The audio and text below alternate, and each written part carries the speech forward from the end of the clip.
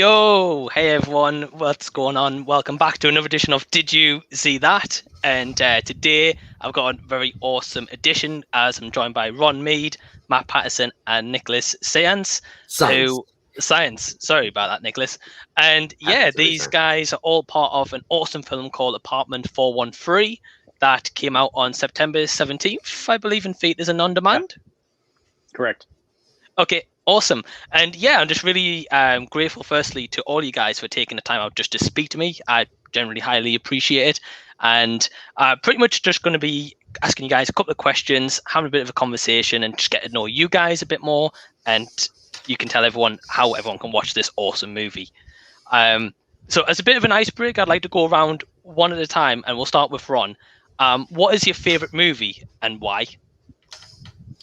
My favorite movie of all time? Of all time? Oh man, there's the list is very short. It's Schindler's List.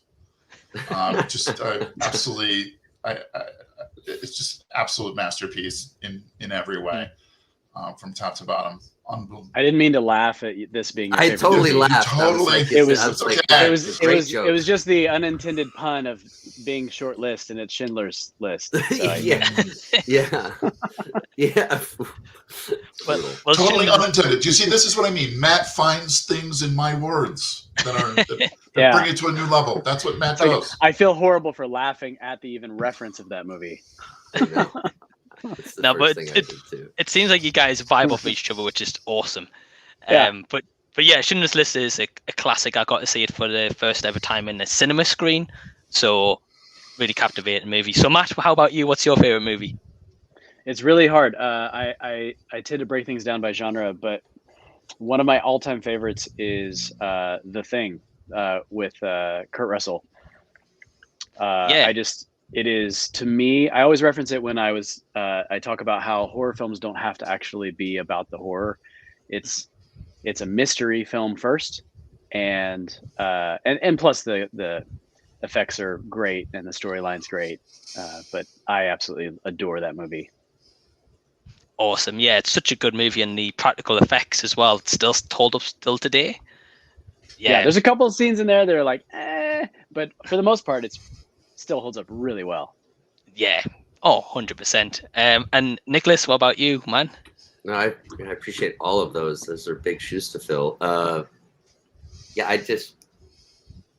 feel like this is like the most difficult question for me as a person who I usually watch at least one movie a day. Mm-hmm. So I don't know. I grew up watching a lot of coming of age stuff because I was heavily censored by my family.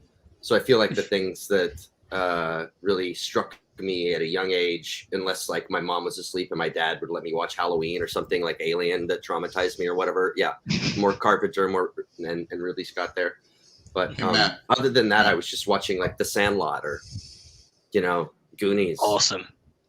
A young age in 2005. Oh, I watched them this month too. Right. You don't want to look at my letterbox because it's like there's so much Disney and Pixar here. Like I'm watching just cartoons in my late 30s. So yeah, it really runs the gamut. It's a very difficult question for me to answer. Mm-hmm.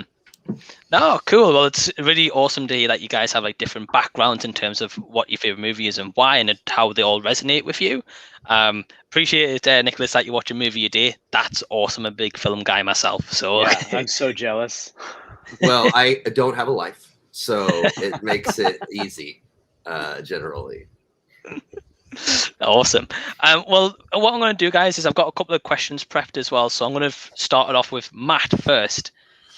So Matt, the question I've got first is, firstly, how did you guys all get to working together on this project of Apartment 413, and what's the backstory with the movie?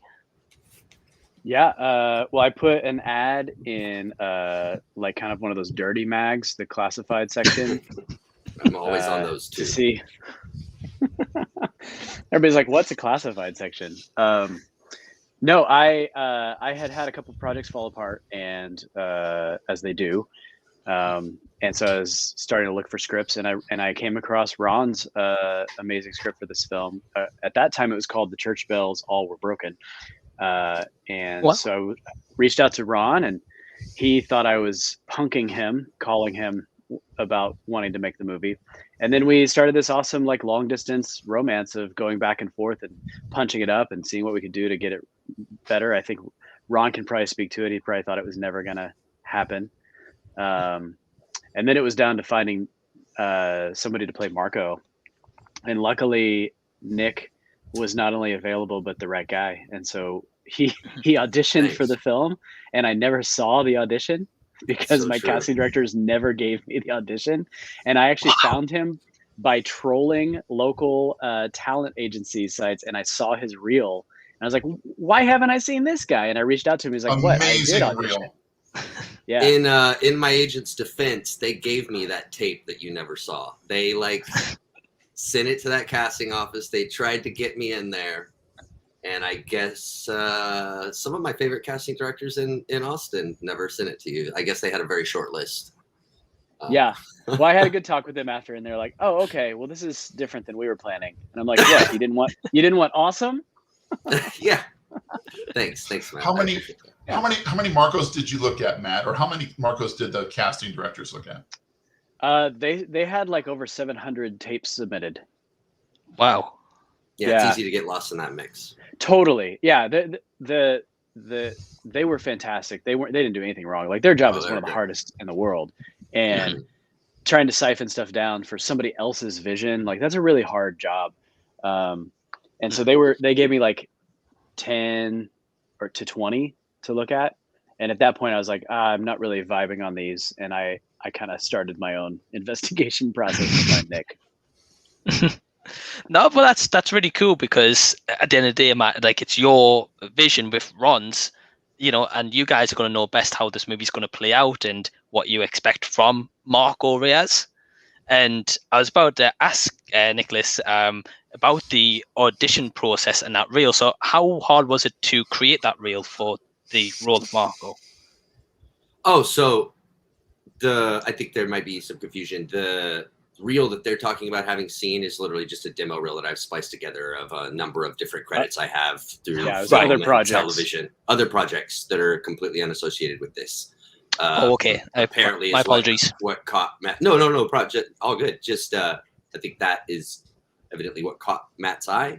Lucky for me. And so what I had from the agency, I have an agency in Texas that I began with before I moved to Los Angeles, and then one out here, a couple that I'm working with out here, and the one in Texas that I still am very fortunate to have working for me and in my corner sent me this opportunity. I taped for it, and I believe that was one of the conversations where my anxiety is really starting to ramp up in this story around the subject of beginning to really not trust Dana, Brea Grant, my co-star, and kind of really becoming skeptical of even the one person that I have in my life in this universe, and getting into a big argument with her about whether or not it's even my kid. And that was the opportunity that I initially had for this. But then long story short, that didn't make it into their inbox. And so I guess from casting, whittling things down, obviously, I mean, just nearly 1,000 tapes, I can imagine. Right. And like Matt said, that's a tough job. I honestly, consider my job to be relatively tough, but that's tough. And I would say that this particular situation worked itself around backwards, and in one of the best ways, because I was looking for somebody that had both dramatic flair and comedic timing, because this has a lot of range, and it needs to be somebody that you can take on this journey and not want to kill at the end, even though they're doing sometimes despicable things. And when I saw the reel, I was like, oh, he's done like lots of different kinds of things. It's great. We met at a coffee shop. And I offered him the role. Yeah. And I still hadn't seen the auditions. Right. And so I had already offered him it based on the reel. And honestly, I'm much more of a people person. These guys can say, like, I can tell a lot about a person just by talking with them, how we hit it off. And for me and Nick, like, we're going to be together a lot. So, Yeah. and I needed him to be able to trust me, and I needed to be able to trust him. So we hit it off. It was great. I offered them the job, and then I got the tapes, and it was like, okay, like confirmation. Yeah. No, I think it was funny because I think you had reached out to me via email, talked to me about this project, and I began to look at the script, and I was like, hello. Obviously this is from my past, but I think I just said to you, Matt, could we meet in person so that I have a confession to make. And so it was like, you were so enthusiastic right out the gate that for me, it was like this sort of bewildering thing where actors, we face rejection 7 days a week. So I was like, here we go. You know, this is like dating someone almost. Right? Yeah. Like, now you want me back. Anyway, but thanks. It's so funny. It's just so like great to hear that you guys met up and you just had this connection straight away. And, you know, without seeing the audition tapes or anything, you guys came together, as you said, in a coffee shop, and you knew straight away, Matt, right, Nicholas, you know, is the role of Marco. And that's just so good because, Nicholas, I was going to say, in the movie itself, your performance is phenomenal. I personally, man, like your chemistry with Brea Grant as well is just insane. And what would you say was the hardest part about the filming process of Apartment 413? Well, it wasn't working with these two, and it definitely wasn't working with Brea. I felt so fortunate and kind of like intimidated by the process of meeting everyone on this production. You know, as someone who, I think around this time I was 2 years into Los Angeles and living here and not working at all.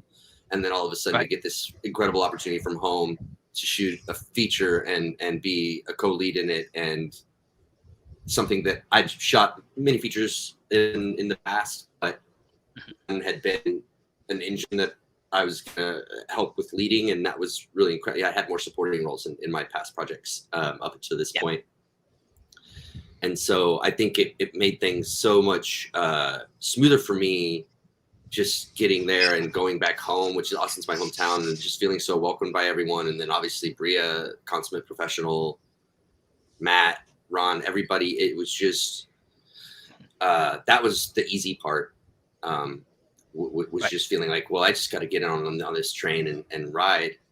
And then beyond that, I think a lot of what had my head spinning, and Matt can probably attest to this, would be the efficiency of the shoot was pretty impeccable to me, and how quickly we were moving and how many pages we would shoot a day was really impressive, to a point where we'd wrap a setup, multiple series of setups for a particular scene, and then it would be time. They're like, all right, Nick, wardrobe change. It's 2 weeks later.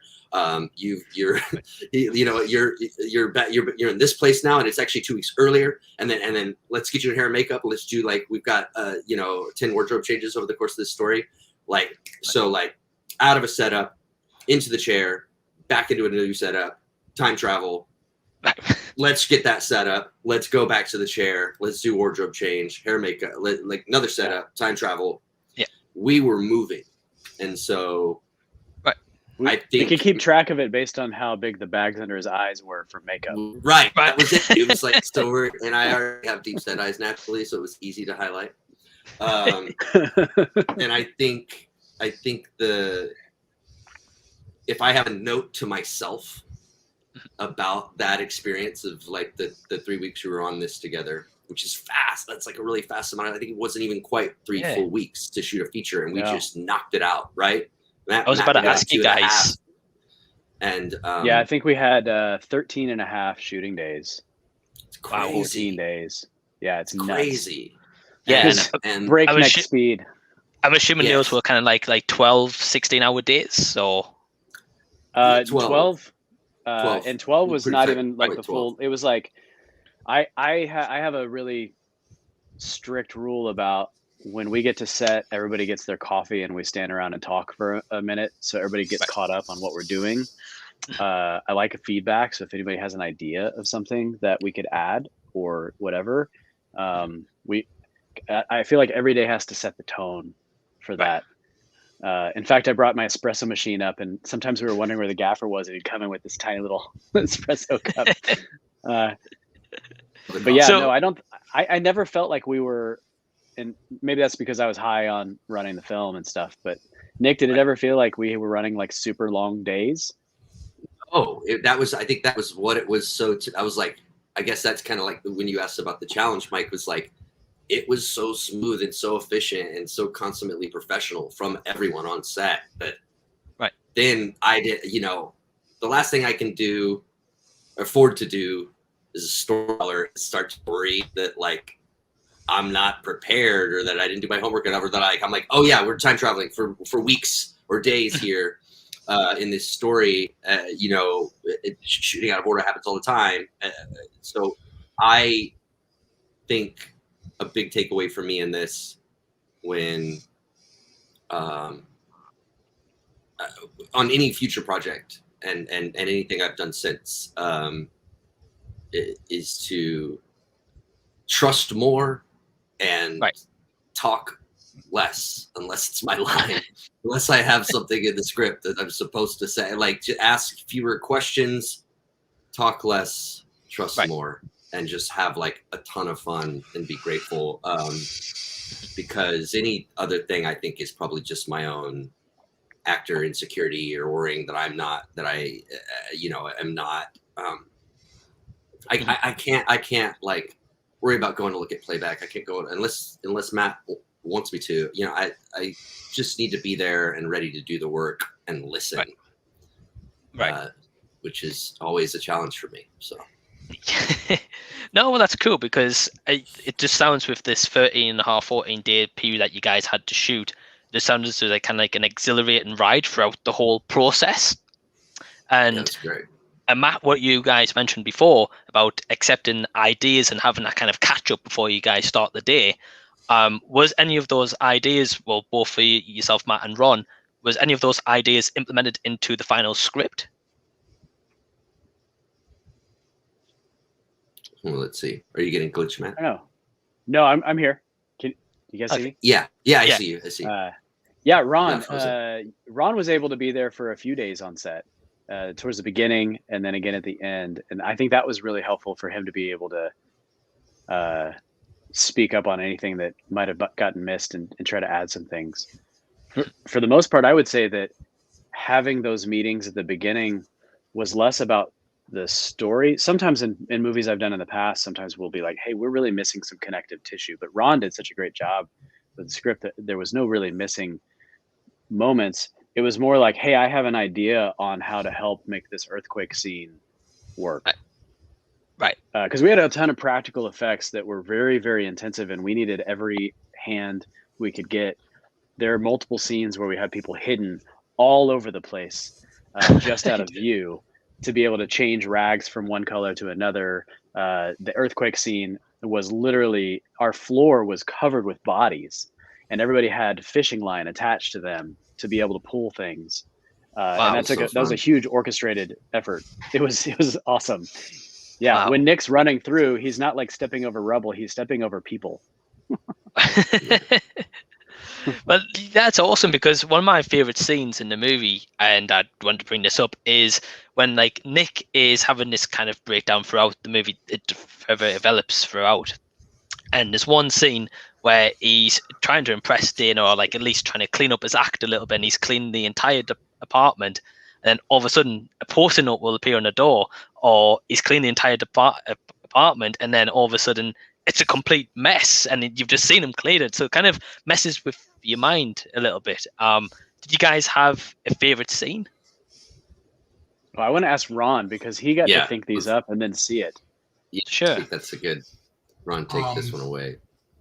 I honestly, my favorite scenes, and we were discussing this a little bit, are almost exclusively because of Matt. I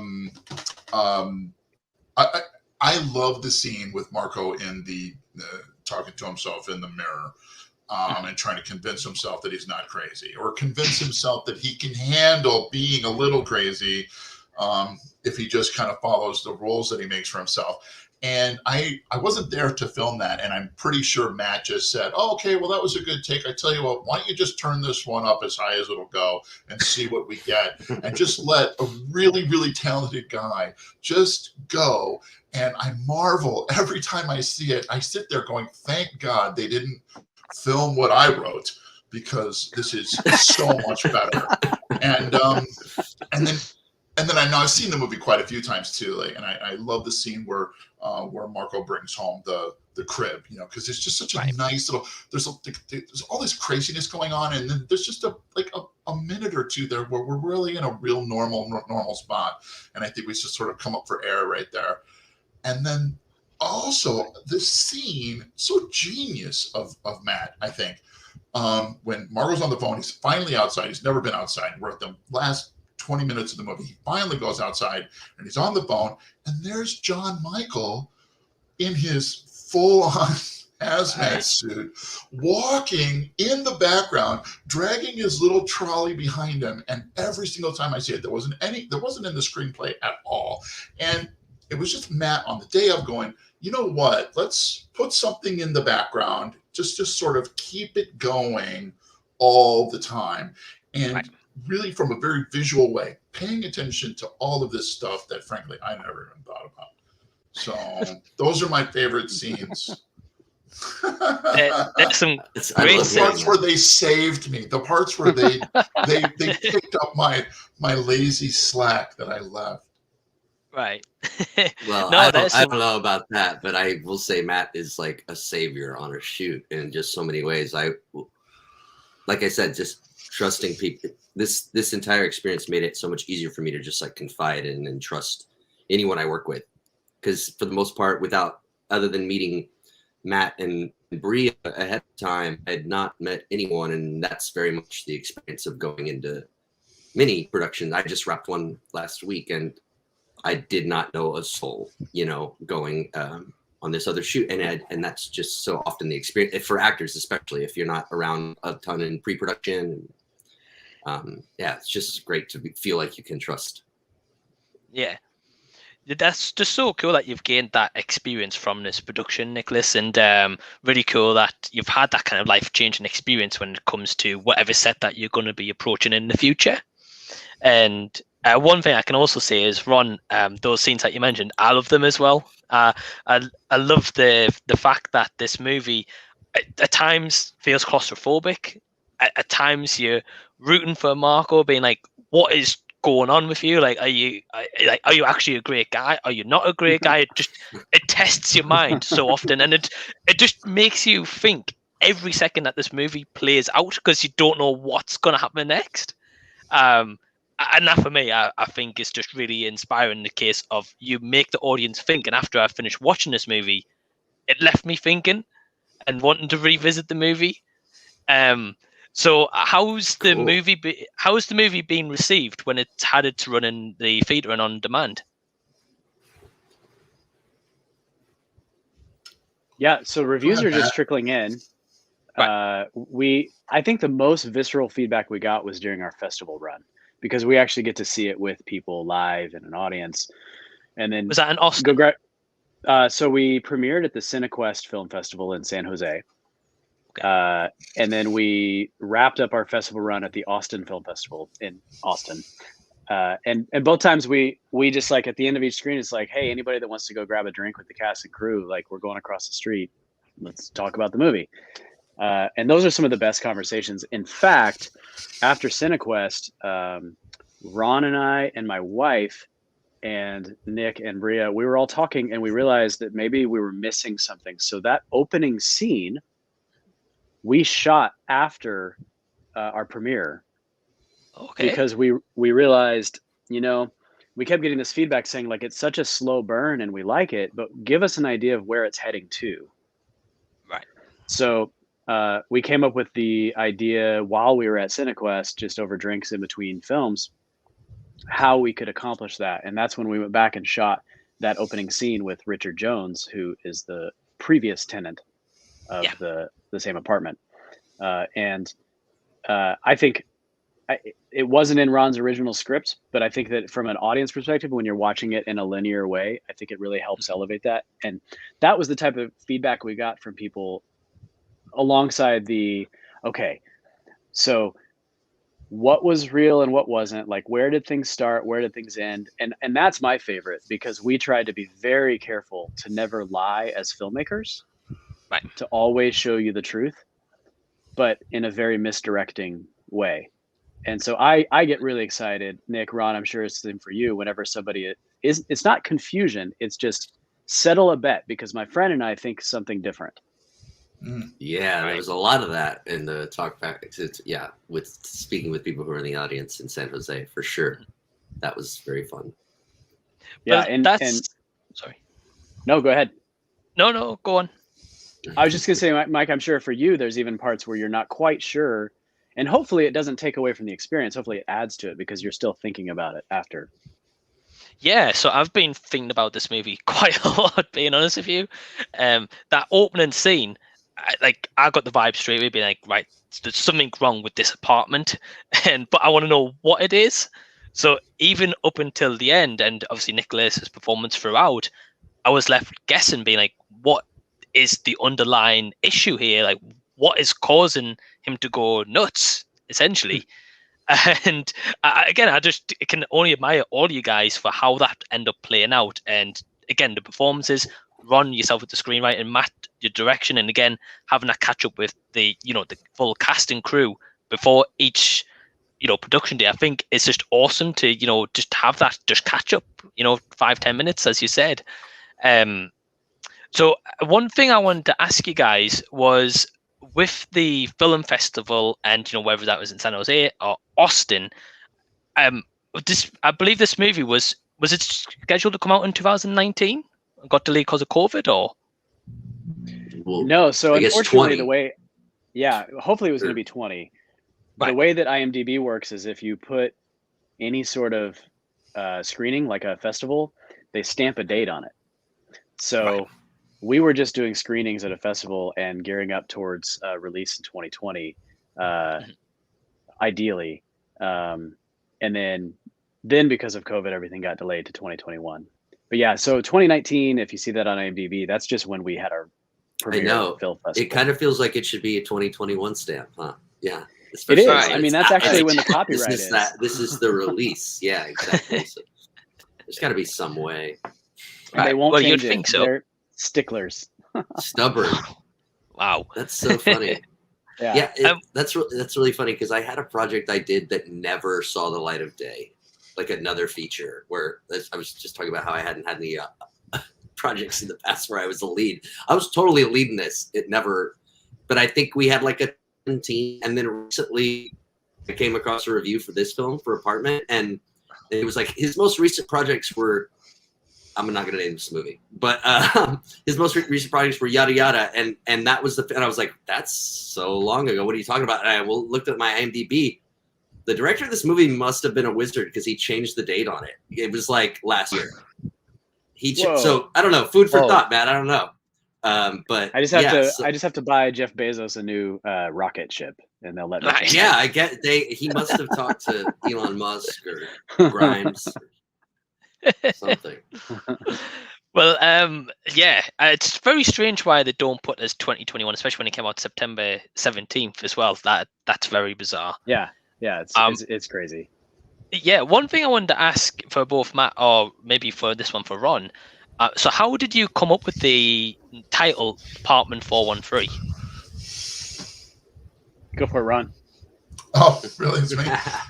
Because one of the biggest stumbling blocks to getting this movie made was Matt being able to find an apartment in Austin that would let us film, and he found these people were, you said, they were film buffs. They really liked independent film, and they were like, "Sure, you can use it. Go ahead." They were. It was like, no problem. They gave us 2 apartments actually, because we had the exact same apartment next door, which became like the crew, makeup, hair, and production office, which was really kind of interesting. But cool. The 413 was the actual number of the apartment.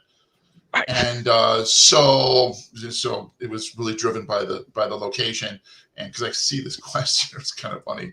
And I had called it "The Church Bells All Were Broken" because as I was writing it, I decided that my tiny little microscopic movie needed a big, ostentatious, title.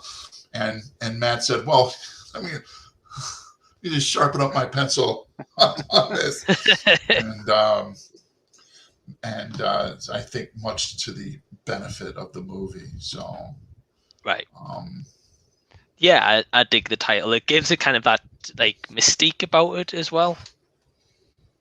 Yeah, that was the goal. It was like, you say something like that and you say, well, where is this apartment and what's happening inside of it? And it just has more questions.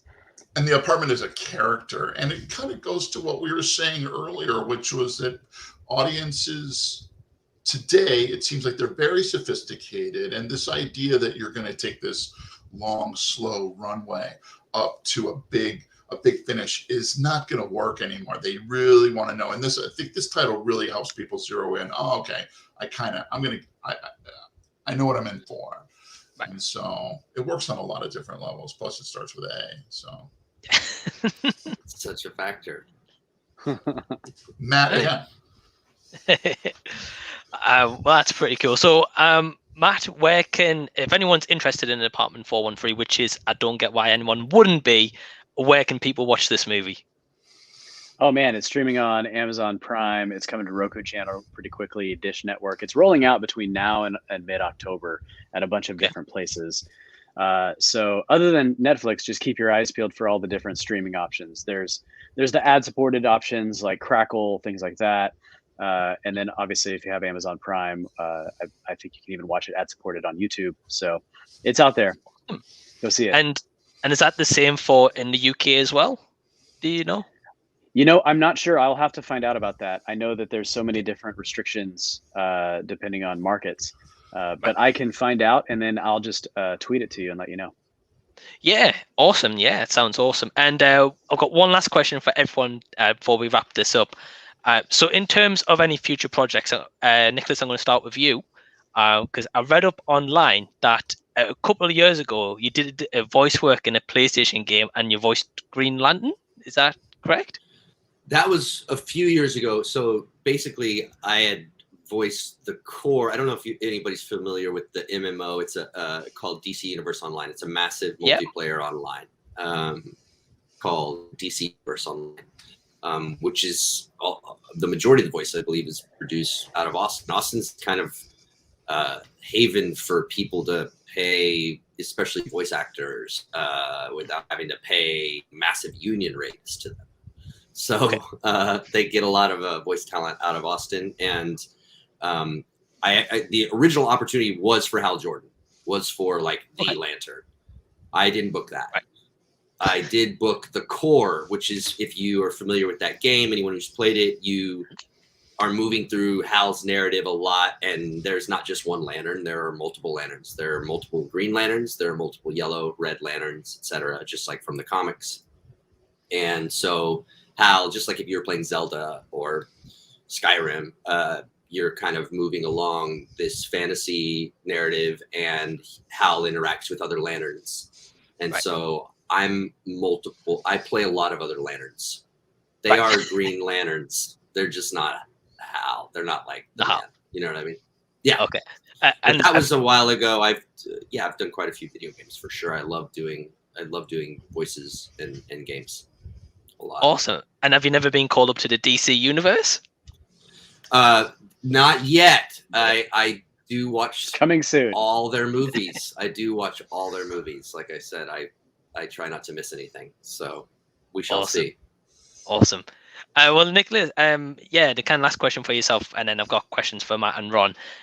What projects have you got coming up? Is there anything that you can tell us?